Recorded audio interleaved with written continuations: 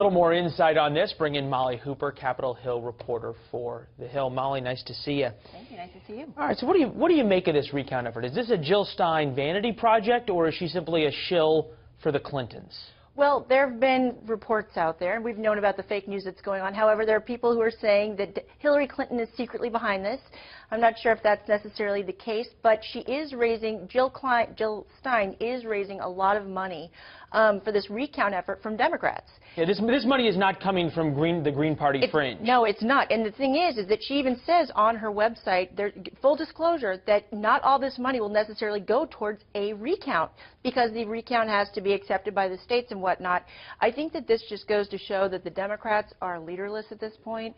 You look at what's going on right now in Louisiana. There is a Senate race that they could be sending their money to the Democratic, candidate in that race, but instead they're giving money to a recount effort in which Jill Stein came out on Twitter and basically lambasted Hillary Clinton for getting involved with. Is there a risk to the Democrats here that at a time when clearly the country has said, at least in one way or another, we're rejecting the stronger together message from before, the Democrats are clearly in disarray, and now they go down this recount route. If they fail, which every expert seems to think that they will, because you'd have to get a recount and overturn the results in Wisconsin, in Pennsylvania, and in Michigan together, there's going to be a pretty loud thud when this thing hits the ground.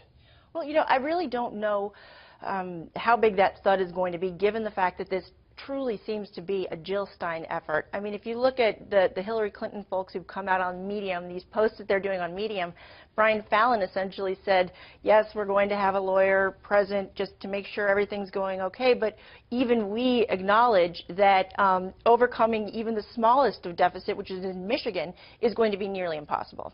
Well, but they're still showing up. But they are still showing up. They're still showing up. Meantime, we have the Trumps moving headlong into this transition, which for reporters covering it is unlike anything we've ever seen. It used to be that when you covered a transition, you had to hear the whisper campaigns, and maybe you got a little snippet from some source who was on the outside, and all the people who are possible candidates for each job are going, I will serve the president-elect no matter how. And then from the insiders, we get something like this from Kellyanne Conway.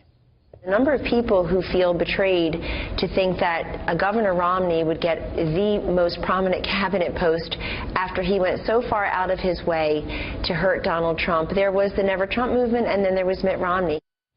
And this isn't isolated. We had Newt Gingrich on this morning also talking about Mitt Romney really pulling out the knives. This is not hidden. This is stab you not in the back, but right in the front. Well, it definitely is unusual, and that's one thing that we can learn from the Trump campaign is that there's no such thing as normal these days in politics, especially politics that are successful. If you look at Donald Trump. That said, Kellyanne Conway has a loyalty, I would think, to Newt as she was involved in his campaign in 2012. There are a lot of people upset within the Republican Party. Those people who feel like they stepped away from Donald Trump. You do have the loyalists who stuck out their necks to support him in the race, and those who did not and did the opposite, like a Mitt Romney. However, Mike Pence is also key in this transition team, and Mike Pence behind the scenes would like probably a Mitt Romney more so than a Rudy Giuliani, because keep in mind, this individual has to get through the Senate. Right. Well, you also have to wonder in a case, especially when you're watching this play out on cable television, how much people are arguing really for the best interest of the candidate or the best interest of themselves. So motives are always suspect in that case. Molly Hooper from The Hill, appreciate it. Thank you very much. There's a lot to cover. Thank you, ma'am. Absolutely.